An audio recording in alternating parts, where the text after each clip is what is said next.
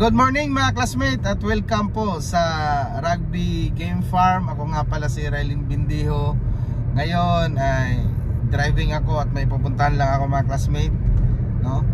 So gusto ko lang i-congratulate si our very own Vice President, no? Joar Aluntaga o Super Andre Game Farm, no? Siya po yung solo champion mga classmate. Kasi 4.5 yung score niya. Talagang legit yun na siya ang solo namin na champion. Kasi yung isa is 4 points lang naman yun. Siyempre under negotiation yung isa kasi nangayaw yung last fight niya. So negosyo. Pero ang dumating doon sa legit na naka-score talaga ng 4.5 is si Super Andre, no? So congratulations bro. Deserve mo yan. At alam nyo mga classmates, si Super Andre, grabe yung mga dinanas niya na struggle, challenges, no?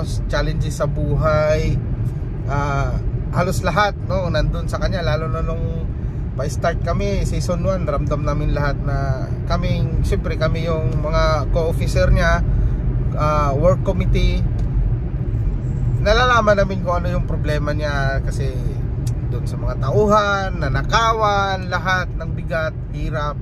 Pero ngayon bro, deserve mo yan na mag-champion ka. Nandun sa'yo yung trophy, nandun lahat ng mata ng Agbi nandun sa'yo. Congratulate ka, bumilib kami sa'yo sa tibay ng loob mo bro, no? Tapos yung mga warriors pa na nilaban mo, talagang hindi sila hindi sila nagpatalo lang na talagang lumaban. Magandang laban ng mga warriors mo doon sa team mo, sa handler mo. Nagpapasalamat din kami kasi hindi ka binitawan, talagang tinulungan ka niya, no? Hanggang sa makamit nyo yung kampyonato na yan ng Alliance Game Fowl Breeder International Season 2. So sa amin naman, sa part namin, sa akin din, nagpapasalamat ako sa Agbi, then sa team ko, sa handler ko, sa assistant handler ko. Maraming salamat sa inyo. Although hindi tayo pinalad, pero masaya ako kasi maganda yung laban. Ang score ko mga classmate is panalo una, talo pangalawa, panalo pangatlo, then yung pang-apat na fight is talo ako, at yung pang-last ko na fight is talo, no? Pero nagdasal din ako no. Gusto ko sana kahit 3 points lang or 4 points kasi kahit papaano may ini 3, may ini 4, kahit papaano sana may maibigay din ako sa handler na extra. Although nagbibigay tayo ng pure win, no? Tapos siyempre yung pang-uwi natin sa family, tapos yung pang-bawi-bawi konti sa gastos. Kaso ganun talaga, no? Lalo na yung last fight ko, sabayan sila. Medyo nasa taas pa sa akin, kaso naunahan dun sa napilay kaagad pilay tarik pa. Kaya ayun, sabagay wala na tayong magawa dun. Ganun talaga mga classmate, no? Sa assessment ko naman, talagang panahon yon. Kasi majority naman is gumanda naman yung maganda naman yung laban. So ganun talaga, may pabor-pabor yan mga classmate, napapabor dun sa patama. Mas maganda yung ng kalaban na posisyon, kaya nakakapalo ng mas maganda. Ganun lang yan. Hindi natin yan mahahawakan na manalo palagi o sa atin ng pabor, kasi talagang sa ko naman mga classmate, hindi rin talaga basta-basta, no? Kung may naisip kayo na medyo madali, na gusto nyo parang hindi naman kami big time na labanan, para maramdaman nyo mga classmate, subukan nyo sumali, no? Para ma-judge nyo yung grupo namin kung masaya ba, mabigat bang labanan. Kasi kung mag-comment lang tayo, hindi naman yan katulad ng Word Slasher, oo, malayo. Hindi naman kami katulad sa pero sa manok parehas lang yan siguro sa tingin ko, no? Tingnan na lang natin, or kung hindi kayo naniniwala at gusto nyo kaming i-challenge, iniimbitahan ko kayo sa season 3 mga classmate. Dagupan tayo November 7, no? Dagupan Sports Complex. Doon naman tayo maglaro, no? Sa gustong mag-challenge sa amin, welcome kayo. At sa mga gusto namang magpa-member sa amin, welcome din kayo, no? Kay Bro Carl Lelisma, ganda na laban. Halos toka lang yung lalo na yung fourth fight niya. Toka lang yung diferensya ba. Pati ba yan talaga, paswertihan din.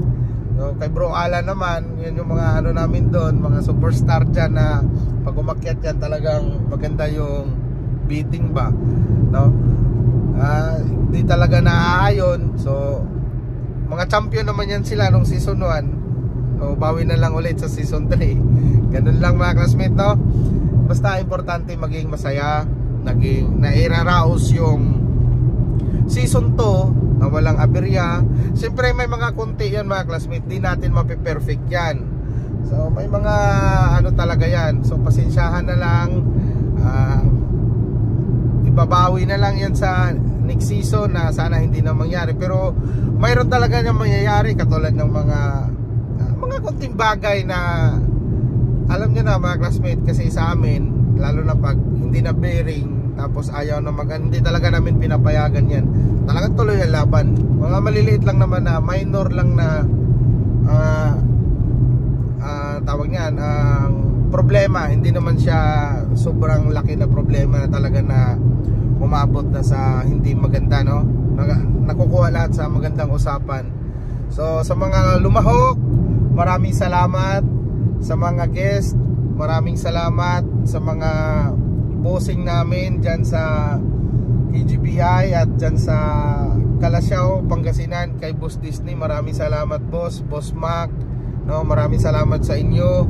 Sa mga manpower dyan sa Pangasinan Coliseum, maraming salamat, no? Lalo na yon doon sa naghawak ng cellphone ko na nag-live para maipakita yung laban doon sa mga OFW na member ng EGBI. Maraming salamat sa inyo, sa lahat ng crew ng Pangasinan Coliseum. Maraming salamat po sa inyo, no? Ano pa ba?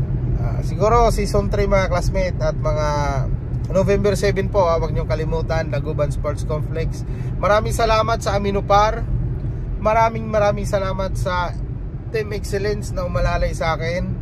Kasi yung Excellence mga classmate, sila yung nagdala ng manok ko papuntang Sabungan. Then after ng event, nandun pa rin yung Team Excellence. Sila ang nagdala pauwi ng farm, no? So maraming salamat. Kay President Carl Ledesma, maraming salamat sa iyo bro. Mga work committee ng EGBI, maraming salamat, no? Masaya ako mga classmate. Alam nyo kung bakit? Grabe yung experience ko, no? Ako baguhan lang ako sa larangan ng pagmamanok, pero sa experience ko nito, lalo na yung season 2 ng EGBI, palaki na ng palaki, no? Yung adjustment ko, mga diskarte, nadadagdagan na. So papunta tayo doon hanggang siguro magkaabot ako ng 3, 5 years, 10 years, at least season na ako na mananabong. Ganun lang yan, experience na, gain experience. Kasi kung wala tayong experience na maganda at hindi maganda, paano tayo mabibuild up, no? Pangit naman yung puro ka na lang maganda, so wala na tayong lessons learned nun. So ganun talaga, no? Kasama yan sa buhay, kasama yan sa pakikibaka, kasama yan sa paglalaro. So sa mga medyo hindi maganda score, katulad ko, Towen, Tolose at Triloses, bawi na lang next fight. So yun lang mga classmate, ang update dito sa Rugby Farm. More wins, God bless, and mabuhay lahat ng sabongero. Alright!